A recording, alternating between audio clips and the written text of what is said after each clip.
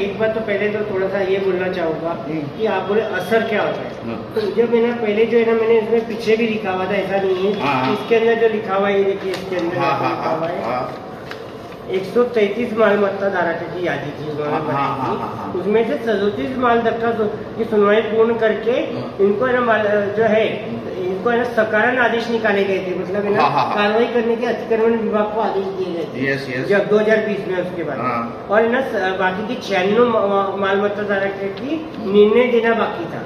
सुनवाई पूर्ण हो गई थी, निर्णय देना बाकी था। इसके बाद में जब मैंने आंदोलन किए तो इन्होंने बाकी का है ना, ऐसा लगता है कि इन्होंने बाकी से सेटलमेंट कर लिया थोड़ी बार, बाकी के सब वो जो सकारण यादी है वो यादी गायब कर, सिर्फ सेटलमेंट कर लिया ये नहीं, ये लोग उनसे पैसा लेते हैं। अब ये कोई सिद्ध करने की जरूरत नहीं, और ये कोई जस्टिस क्या सिद्ध करे कि भाई ये सच है या झूठ है, लेते हैं न लेते हैं। अरे हम लोग भी पब्लिक है, हमें भी इतना दिमाग है, हम भी सोचते हैं। अगर हम बार बार एप्लीकेशन करते और फिर भी ये लोग अगर समझो कार्रवाई नहीं करते तो इसमें शायद नहीं, जरूर हमका खातिर से आई एम श्योर ये लोग लाच लेते हैं और ये गलत है।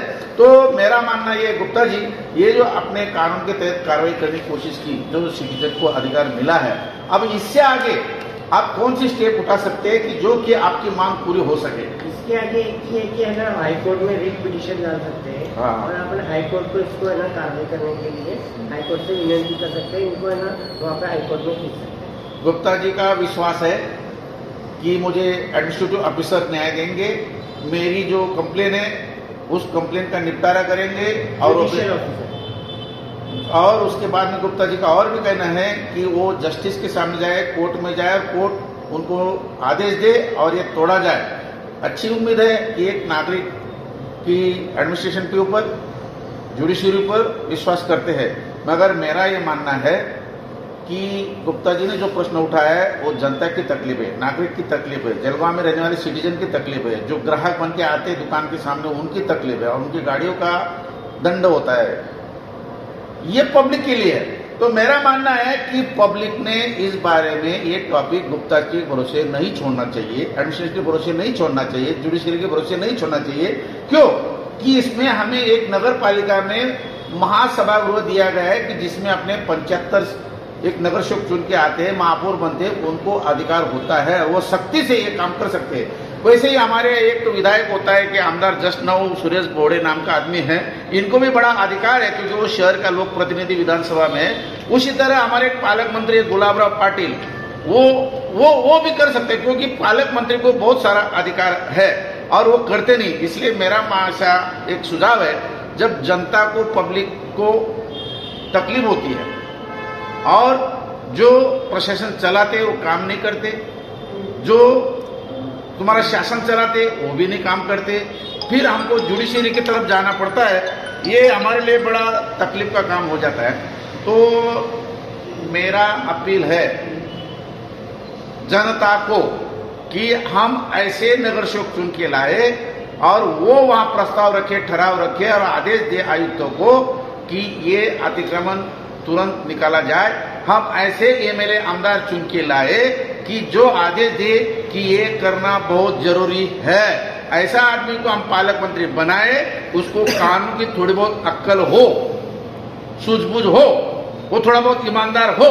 पर हमारी गलती है, हम गुंडा गुनहगार नालायक हरामखोर नगर सेवक चुन के लाते हैं, हम मूर्ख आदमी को एमएलए चुन के लाते हैं और चोर चक्केरू लुटेरू डाकू ऐसे गुंडा लोगों को हम पालक मंत्री बना देते हैं और बड़े बड़े क्या बोलते हैं उसको, जो क्रिमिनल गैंग चलाते हैं, ऐसे आदमी को हम सीएम बना डालते हैं। ये सबसे हमारी पब्लिक की, जनता की गलती है। इस गलती को हम दुरुस्त करना चाहिए। मैं एक इतनी कड़वी भाषा यूज करने के बावजूद में गांधीवादी नेता है कि मुझे अपील करता हूं, जहां पार्किंग की सुविधा नहीं है, बनी थी उसके ऊपर दुकानें बना के किराए से दे दी, ऐसे दुकान पे वो ही ग्राहक माल खरीदने ना जाए, बायकॉट करे। मेरे देश के राष्ट्रपिता गांधी जी बोलते हैं अस्वीकार करें, अस्वीकार करें, मतलब इन दुकानदारों के यहाँ कोई भी ग्राहक नहीं जाना चाहिए। जब इन्हें मालूम पड़ेगा हम गलत काम कर रहे हैं तो इसलिए ग्राहक हमारी तरफ नहीं आ रहे हैं। तो हमारे हाथ में आज की तारीख में तो ये हथियार है कि हम बाइकआउट करें, बहिष्कार करें। और ये बहिष्कार बहुत बड़ा अस्त्र और शस्त्र हमारे महात्मा गांधी ने अंग्रेजों के खिलाफ यूज किया था और वो सक्सेस भी हुए थे, इसलिए हमें इसका पालन करना चाहिए। दूसरी बात ऐसा है, नगर पालिका में बहुत सारे जो कंस्ट्रक्शन करने वाले क्रेडाई संस्था के लोग हैं जो अपील करते हैं प्लान मंजूरी के लिए और नगर पालिका उनको 6 महीने, साल, 2 साल मंजूरी नहीं देते। क्यों नहीं देते? क्यों नहीं देते? अगर उसमें कोई कमी है, त्रुटि है तो उसको तुरंत विदिन 48 आवर एडवाइस करना चाहिए और उसकी पूर्तता करनी चाहिए।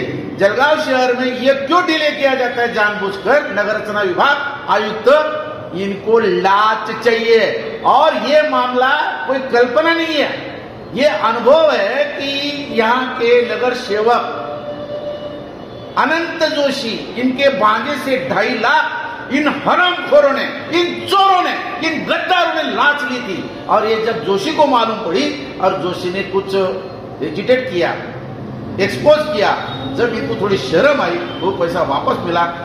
मेरा मानना ऐसा है कि अगर नगर सेवक ने इतना बड़ा स्कैंडल ढूंढा, खोजा, जाहिर किया तो बाकी नगर सेवक जो हरामखोर चुप क्यों बैठे, ये एमएलए चुप क्यों बैठा, पालक मंत्री चुप क्यों बैठा, ये सब बदमाश है, ये चोर है, इनको चुन के नहीं लाना चाहिए, ऐसा मेरा अपील है।